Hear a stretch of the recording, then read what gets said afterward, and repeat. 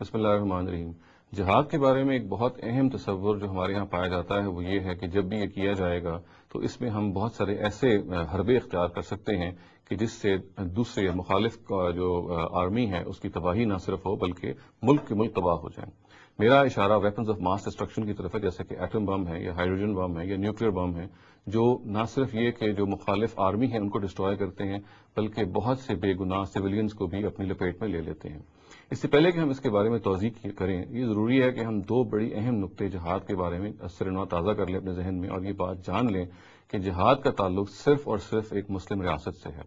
ایک مسلمان ریاست ہی ہے جو جہاد کر سکتی ہے، کسی فرد کے بارے میں اختیار نہیں ہے۔ جیسے حدود تعزیرات کے بارے میں معلوم ہے کہ سزاؤں کا نفاذ بھی صرف اور صرف ایک اسٹیٹ کر سکتی ہے، صرف اور صرف ایک ریاست کر سکتی ہے، بالکل ویسے ہی یہ جہاد کا معاملہ بھی تمام تر ایک اسٹیٹ ہی کی ذمہ داری ہے۔ کسی فرد کو اس کی کوئی اختیار کبھی نہیں دیا گیا۔ اس کے بارے میں ہماری نصوص بالکل متعین ہیں، بالکل قطعی ہیں، اور ان میں کوئی دو رائے نہیں ہے۔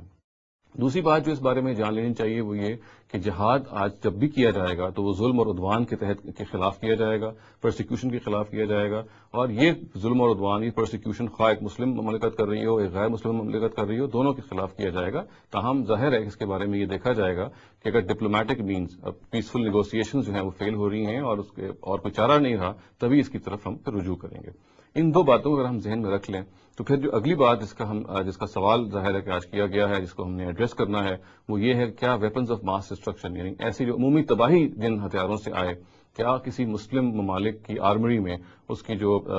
بیٹل کی جو چیزیں ہیں اس میں اس کو شامل ہونا چاہیے؟ تو اس بات کا جو جواب قرآن سے ملتا ہے وہ نفی میں ملتا ہے۔ قرآن مجید یہ کہتا ہے کہ وہ شخص جس نے ایک انسان کو بے گناہ قتل کیا وہ ایسے ہی ہے کہ جیسے اس نے پوری انسانیت کو قتل کیا۔ اور ہم یہ جانتے ہیں کہ ایٹم بم، جو ہائیڈروجن بم اور اس طرح کے تمام ہتھیار جو ہیں، یہ صرف اور صرف اس آرمی کو ہی قتل نہیں کرتے، ختم نہیں کرتے جس نے حملہ کیا آپ پہ یا آپ نے اس پہ حملہ کیا، بلکہ وہ لوگ کہ جو نان کمبیٹنٹس ہیں، یعنی وہ لوگ کہ جو جہاد میں یا اس وار میں انوالو نہیں ہیں، وہ سویلینز ہیں، وہ بے گناہ لوگ ہیں، وہ بھی اس کی لپیٹ میں آ جاتے ہیں اور وہ بھی اپنی زندگیاں گنوا بیٹھتے ہیں۔ بلکہ ایسا بھی ہوتا ہے کہ بعض کیسز میں ان کی جو آئندہ نسلیں ہیں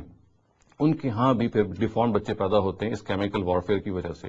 تو یہ بات بالکل قطعی ہے کہ اسلام میں جب بھی جہاد کیا جاتا ہے، جیسے میں نے عرض کیا تو جائے گا پرسیکیوشن اور ظلم و عدوان کے خلاف، مگر وہ کچھ موریلٹی کے یعنی اخلاقیات کے تابع ہے۔ اور وہ سب سے بڑی اخلاقیات کا وہ نقطہ اس میں یہ ہے کہ ہمیشہ جہاد ان لوگوں کے خلاف کیا جاتا ہے جو کمبیٹنٹس ہیں، جو سولجرز ہیں، جو فوج ہے، جو آرمی ہے، سویلین کے خلاف نہیں کیا جاتا۔ اور اگر یہ بات صحیح ہے تو پھر آپ یہ دیکھ لیجئے کہ جو ویپنز آف ماس ڈسٹرکشن ہیں، جو عمومی تباہی کے ہتھیار ہیں، وہ پھر سب کے لیے ہی سب ہی ان کی لپیٹ میں آ جاتے ہیں۔ اور ہزارہا ہمیں معلوم ہے کہ امریکہ نے جب 1940 کے لگ بھگ جب ہیروشیما اور ناگاساکی میں بمبارڈمنٹ کی تو کتنے ہی لوگوں کو تباہ کر دیا اور کتنی ہی نسلیں تھیں جو پھر ضائع ہو گئی اس کے نتیجے میں۔ تو اس کی اجازت اسلام ہرگز نہیں دیتا۔ اس کے بعد بعض لوگ یہ سوال کرتے ہیں کیا ہم ایٹم بم کو اگرچہ استعمال نہ کریں تو ایک ڈیٹرنٹ کے طور پہ رکھ سکتے ہیں؟ ڈیٹرنٹ کا مطلب یہ ہے کہ ہم ایک خوف طاری کرنے کے لیے دوسرے ملک کو صرف یعنی استعمال تو نہیں کریں گے مگر ایک حربے کے طور پہ اپنے پاس رکھیں کہ دوسرا آدمی اس کو استعمال نہ کرے۔